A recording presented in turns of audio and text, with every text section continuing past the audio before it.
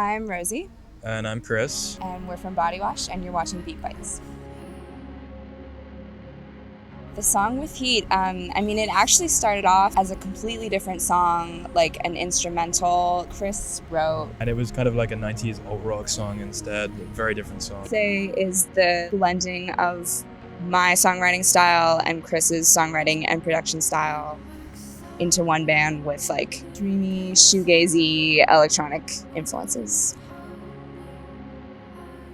To summarize, Montreal's a honeypot. You see the honey inside, you fall inside, it's kind of sticky, you get stuck there for like, I'd say about 4 to 10 years. Yeah. No, I know some people are much older than that. We've been living here for 6, 6 yeah. years. I really don't think there's another city in Canada like it, and I think that has its like positives and its negatives. But as far as like a place to be creative, it's really wonderful. Yeah, so I'd say like one of the major downsides of Montreal is that it is like a transient place, and that it's a big student city.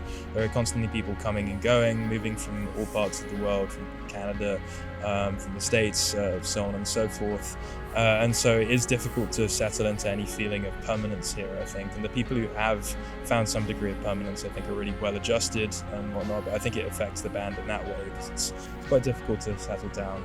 Finding the parts of the community where it's just like really the love of music, as opposed to like feeling anxious about like image or aesthetic or like partying or all these other things that come along with being a musician.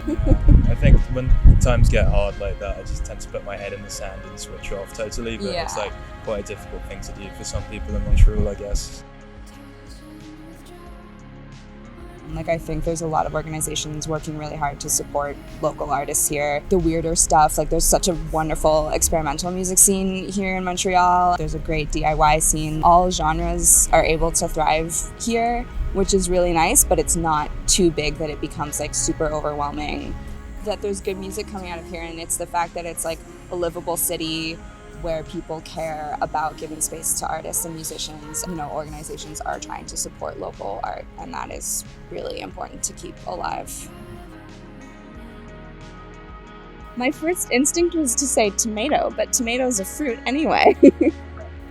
If I were a vegetable, my first instinct is to say tomato, but I would be like one of those garlic scapes you see at farmers markets. Like I like I don't know what that is. I like the feeling of being garlic. I like being divisive, scaring off vampires, things like that. But I also, it's kind of this like long noodly green thing that's attached to the garlic that nobody ever sees, and it's delicious when it's eaten on its own as well. But yeah, I don't know why I thought of that. It just seemed like a good vegetable. Yeah, that's a really thought through answer. I don't. Our first album's coming out on August 30th.